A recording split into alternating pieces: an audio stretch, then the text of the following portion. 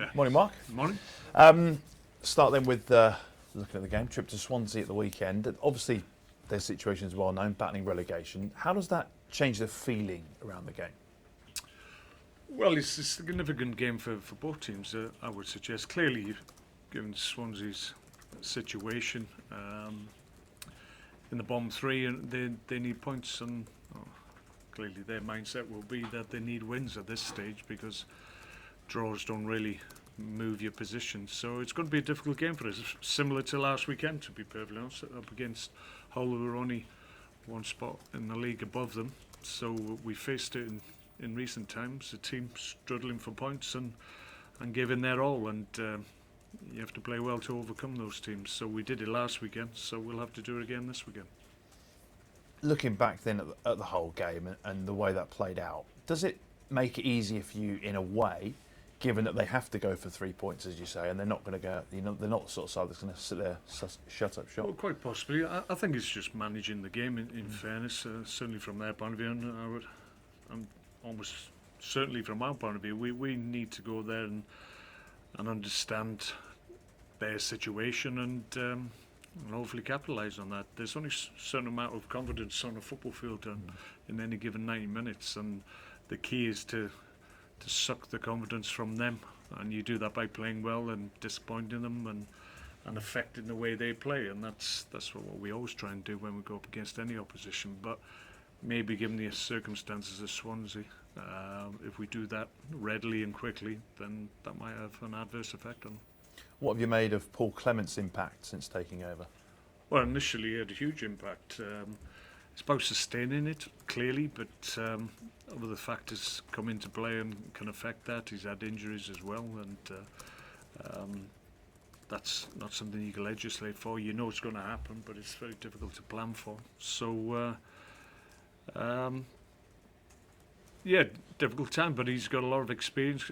Obviously not as a number one, but he's seen top managers and how they operate, so clearly he's got a lot of inside knowledge and an inside track in terms of dealing with those situations. Maybe not at that end of the table.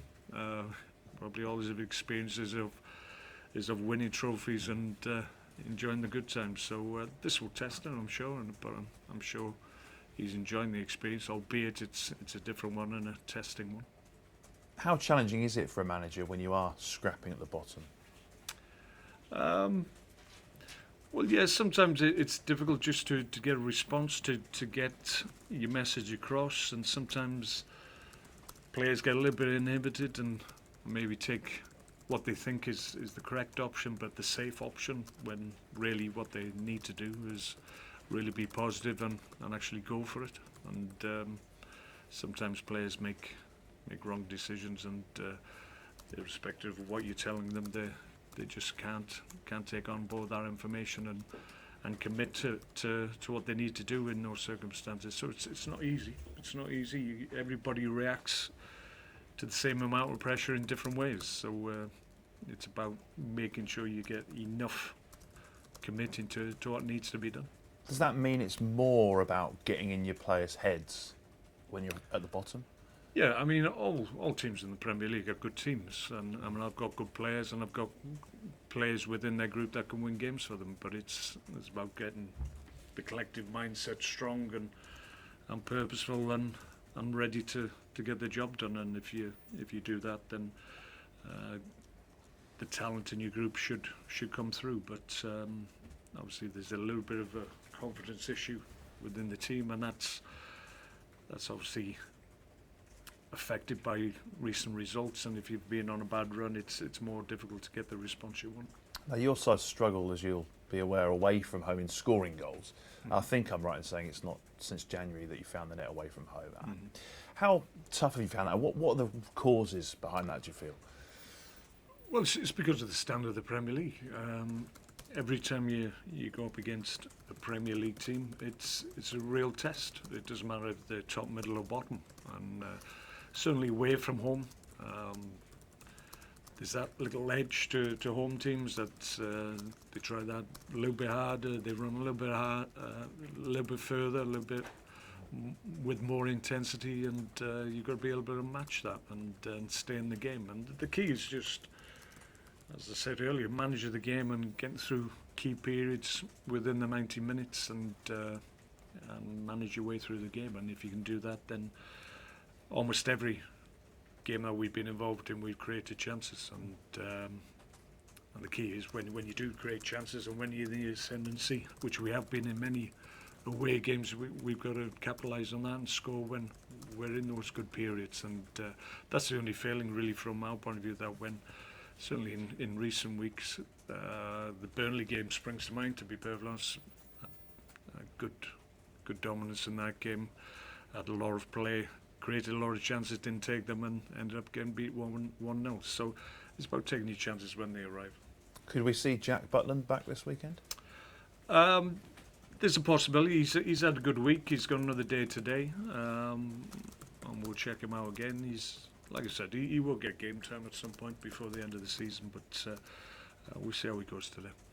We've seen you bring some younger players into the fold, certainly over the last couple of weeks. Is that something you plan to do more of, and perhaps could we see some of those getting some first-team experience before the end of the season? We'll see if the right circumstances and the right game dictates that, and we feel these young players are ready. Then I'm not averse to it. I think we're at a point now where we're actually having players within the academy and within the under-21s that actually are pushing for opportunities, which I've been here 4 years, we've never had that before, and it's only because clearly we've invested more money in that, and we're getting raw talent at a good age and developing them, and there's a number that we have high hopes of, but that process takes time if you've never been in that position or never been able to develop players to come through. So we're hopeful. We're a decent group. The youth team's done really well this year, and a number of those players are progressing well. So we're delighted with that. But it's a slow process. But hopefully in the future it'll happen more often. And just finally, then, 11th in the table at the moment. Top half finish, is that the aim? Would that be a successful season? Yeah, it's something I was told. I think it was George told me that it's four seasons in the top 10 has never been done here before. So that's something to strive for. And I think it shows how consistent we've been since I've come to the club. And let's hope we can do it. It's always good to try and achieve something that hasn't been done before. So that's there for us if we can do it. So we've got good motivation to be able to push on now. Thank you. Mark, there was a bit of reaction to Sido coming off in your last game. What was your interpretation of that reaction? What was Sido's, and what discussions have you had this week? My interpretation was that a number of people didn't agree with my decision to take him off. It wasn't that he was playing poorly, which I acknowledge, but I just felt that we needed to change our approach in terms of how we were affecting the opposition, and you do that with subs, and my view was that John and Pete would give the opposition a different problem, and when you make that change, then you want your subs to have an impact, and you have to say that they certainly did, and we were able to take the game away from them. So it wasn't a reflection on how Sido was playing, far from it, because I thought he had one of his more effective games, but I just felt that we'd got to a point in the game where we needed just to change things around, and that's what I did. He probably got something from that, didn't he? Because he hasn't been at the club a long time, and when he hears that crowd reaction, he probably knows what that yeah, is. well, I think everybody can see that he's getting stronger, and he's getting closer to. He needs a goal, and I think that's what all strikers need, just to settle into a club and wherever, and he's been close in recent weeks, and it's only a matter of time, and maybe people thought he deserved a few more minutes because he was getting close, but those are the decisions that as a manager I have to take. But as we've seen, Sido's getting stronger, he's getting closer to the level that we know he's capable of, and he'll score goals before the end of the season. We're convinced of that. Even if he doesn't, he's going to be in great shape for next year. And it was always of the view that next year would be when he could really hit the ground running with a full pre-season behind him. But we've been really pleased with what he's produced up to this point. So he's continued to progress, and he'll get stronger as the season progresses, and he'll probably be disappointed when the season ends because he's only just starting to get going again. I think it was Marco's birthday this week. Was it? Right. And Bojan sent him a very public tweet wishing him a happy birthday and saying how much he missed him every day. Could there be a reuniting between the pair at some point? I'm sure there's a bit of a bromance going on there, it sounds, but yeah, I mean, they had a good relationship when they were here. I mean, Bojan's our player, and he got a little bit frustrated, in fairness, and in the end I allowed him to go just because he wasn't enjoying not playing here, and we just felt maybe he'd be better trying to get game time. Unfortunately, it hasn't really worked out for him because I think they picked the wrong team, to be perfectly honest, in terms of their style of play. So it hasn't worked out in terms of the amount of game time we wanted for him. But he's still with us, and yeah, there's every chance he could be back in the summer. And just one final one for you. When you go back to Wales, presumably you'll see various people around associated with Swansea that you knew growing up and things like that. Do you get a special feeling going back for any game that you go back as a manager? Well, I think the fact that they're an opponent in the Premier League, I think that shapes probably my view these days. But yeah, I've got obviously I'm a proud Welshman, and I'm a North Walian, not South Walian, so maybe that shapes my view as well. But I've got a lot of people down there that obviously, during my time playing, I've played many times in South Wales as a young player, and a lot of people I've known for many years. Probably see a few of them when I'm down there. I'm looking forward to that. So yeah, I mean, go down there. We always enjoy the fresh air in Wales. Good stuff. Thanks, Mark. Good No luck. problem. Mark, are we going to see Joanne and Glenn Whelan back involved this week? We're hopeful. Yeah, we'll check him again today. As of yesterday, they came through the training, so we're hopeful if they've had no reaction and they're able to train today, there'll be an option for us. So that'll be a bonus. There's hamstring and a virus, right? Yeah, well, Glenn was really poorly with the virus for about 4 or 5 days and lost a bit of weight, so he wasn't in a great place, to be perfectly honest, but he's come through that. He's, like I said, he's had 2 training sessions now. He should be over it. Probably Joe's the one we're more concerned about, just in as much as that it's a hamstring, and it's only, what is it, 10 days I think since the injury, so we'll have to be a little bit careful with Joe, I think, but we'll see how he does today. And anything new in terms of players that might miss him? No, I don't think so. Johnny Walters hasn't trained up to this point, but he should train today.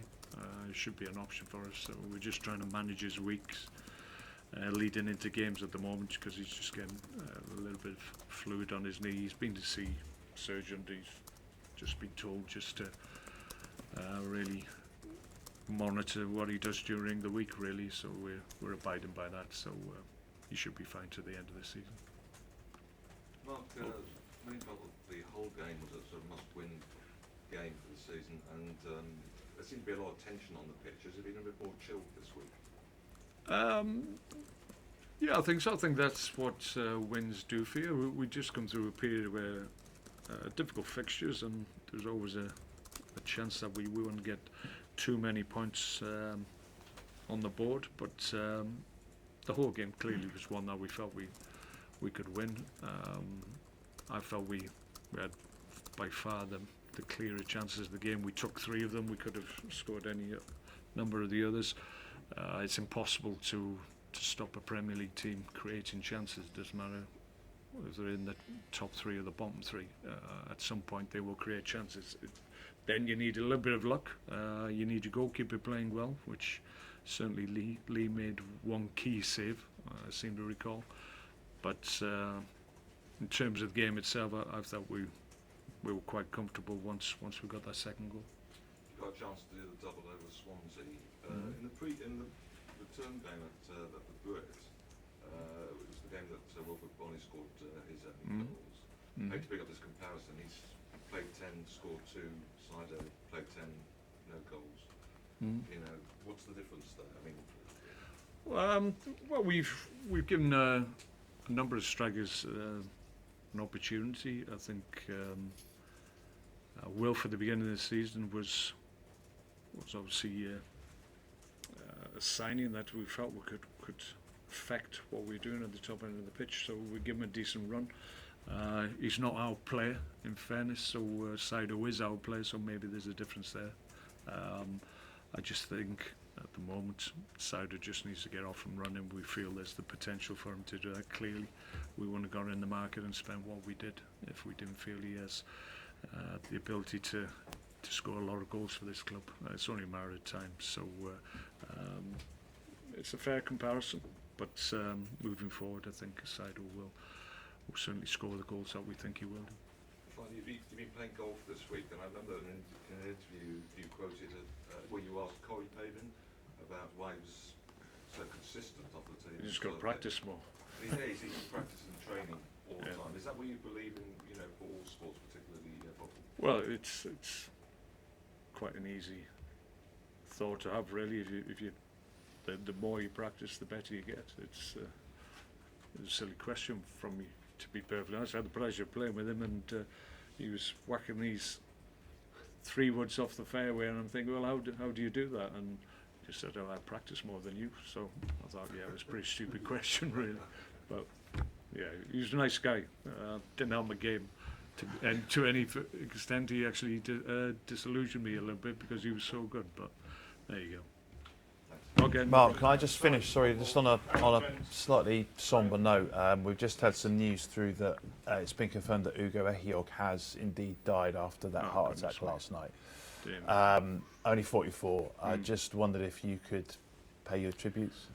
Well, it's shocking news for anybody to lose a life under those circumstances. We send our best wishes to his family, but clearly when somebody so young and clearly has been involved in sport for so long, it's a shock, and it takes everybody aback. These things happen. It's awful when it does, and you can only imagine what his family's going through at the moment. So I wish them well. Clearly, it's going to be a difficult time for them at this moment in time, but the football family's strong, and I'm sure they'll get the support that they need. A much liked person within football. What are your memories of him as a player? Yeah, he was a big guy, big athlete, big strong guy, and you knew when you went up against him that it was always going to be a difficult game. And like I said, that's why when these things happen, it's even more shocking, because you remember him in the prime and how strong and confident in their own ability and confident in their body. So it's a real shame. Thank you. Thanks, folks. Thanks, Fraser. Okay.